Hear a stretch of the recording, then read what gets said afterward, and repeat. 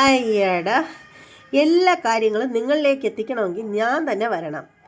വന്നു കഴിഞ്ഞാലോ കുറ്റം പറച്ചിൽ, ലൈക്കുമില്ല, ഷെയറും ഇല്ല, കമൻറ്റും ഇല്ല.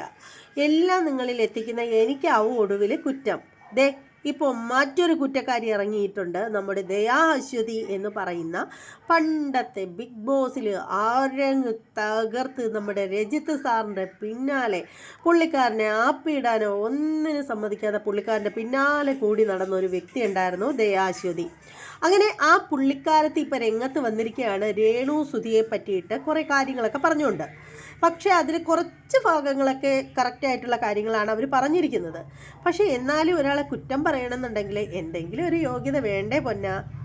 സ്വന്തം കുഞ്ഞുങ്ങളെ പ്രസവിച്ച് ഭർത്താവിനെ ഏൽപ്പിച്ചിട്ട് സ്വന്തം കാര്യം നോക്കി നാട് തെണ്ടി നടക്കുന്ന ഇവർക്ക് എന്ത് യോഗ്യതയാണ് മറ്റൊരാളെ കുറ്റം പറയാനായിട്ട് എന്ന് എനിക്ക് മനസ്സിലാവുന്നില്ല. അപ്പോൾ അതേക്കുറിച്ചിട്ട് പറഞ്ഞിട്ട് ഒരു മെയിൻ വീഡിയോ വന്നിട്ടുണ്ട് എൻ്റെ ചാനലിൽ. ആ മെയിൻ വീഡിയോ നിങ്ങൾക്ക് ആർക്കെങ്കിലും കാണണമെന്നുണ്ടെങ്കിൽ ഷോർട്ട് വീഡിയോയുടെ താഴെ ഭാഗത്തായിട്ട് വന്നിട്ട് റിലേറ്റഡ് വീഡിയോ എന്നെഴുതിയിരിക്കുന്ന ഒരു ഭാഗമുണ്ട്.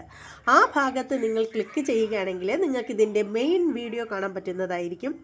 അപ്പോൾ മറക്കണ്ട, ഷോർട്ട് വീഡിയോയുടെ താഴെയായിട്ട് റിലേറ്റഡ് വീഡിയോ. ഓക്കെ.